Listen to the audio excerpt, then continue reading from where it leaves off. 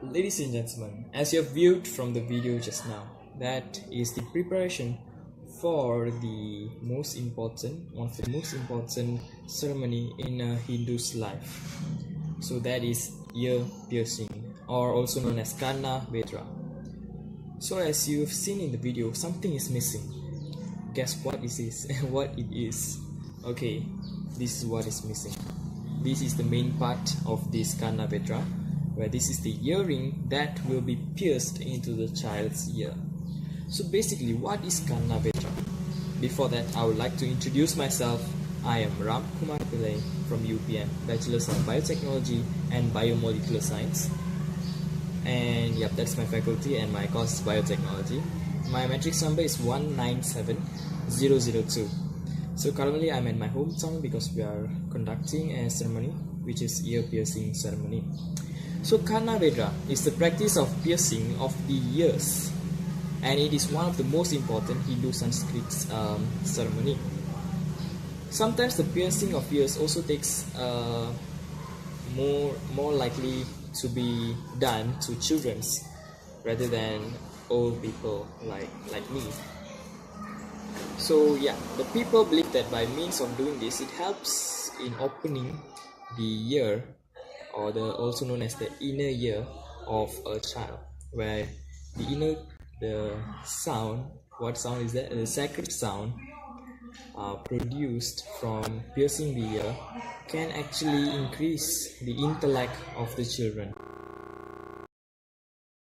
So, to who is this ear piercing very useful? Is for everyone basically, but as for Hindus, a child who has recently born, their age, which is just 10 days, 12 or 16 days, have to be pierced according to the Hindus. Or if they didn't pierce at that time, they must do it before the child reaches 3 months. But as for now, we do it whenever we feel okay. Which means, like, what we are following now is that we are following the odd numbers of their age, which means you can do it at 1 year old, 3, 5, 7. As for me, I was pierced when I was actually 1 year old, but later on what happened was the ear hole closed. So to demonstrate to you all what really happens and how one pierces their ears, there are two ways.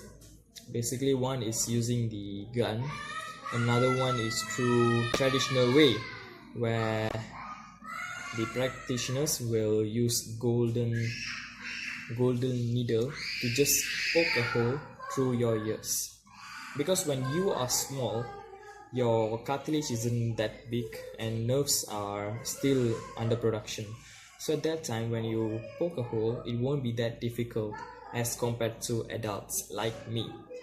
So I'll demonstrate to you the video where I was pierced yesterday, as an example of how they pierce their ears.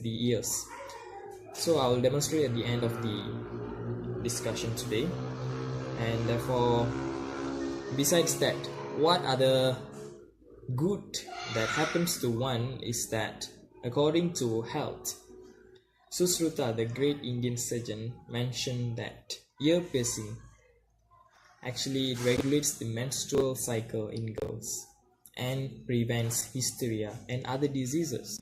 So this is kind of good thing because it's based on a doctor who have carried out experiments on this. So what they're trying to say is that by piercing hole in the ears, the nerves are actually being activated, and therefore somehow it is being a good anti-vaccine for diseases like hysteria. Besides that, let's get back to the children's. For man or male,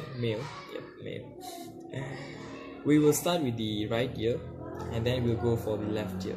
But for the female, it's the other way around, where we'll be poking a hole on the left ears first, then only continue with the right ear. So as for Hindus, what we usually do is that the children will be sitting on the lap of their own uncle, which is for example, my nephew who just got ear pierced on my lap. So he's my nephew. He's the son of my very own sister. As for men, as I've said earlier, he should be poked on the right and then to the left. And besides that, before a man gets married, he has to pierce his ears. This is according to Hindus. Why is that so? According to the ritual, Mr. Sun, which is the sunlight that passes through our ear holes, is the one that is being welcomed to the married life. In the recent days, ear piercing has become a trend. Am I right? So therefore, we have to consider two things. Number one, the right place to poke your ears, pierce your ears, and also number two is the hygiene. Most of the children should take anti-tetanus vaccines so that they don't get infected easily at their ears. And besides that, as for adults who wants to get pierced, they have to make sure that the earlobe is marked before it is being poked. This is to prevent some nerve cuts or swelling that will really infect your ear parts. And besides that, you should be a vegetarian for several days until you feel that your ears is getting better, is healing from that wound actually, because we are directly poking into our skin, which is like getting a bullet hit on our body. So it's the same thing. So we should avoid seafoods, because seafoods will cause your blood circulation to become negatively unstable, which is it will cause you itchiness. Therefore, you don't want to rub your ears, right, all this while. So without further ado, let's view my video where I was getting pierced. So with that, I'll end my discussion over here. Thank you for listening. Thank you.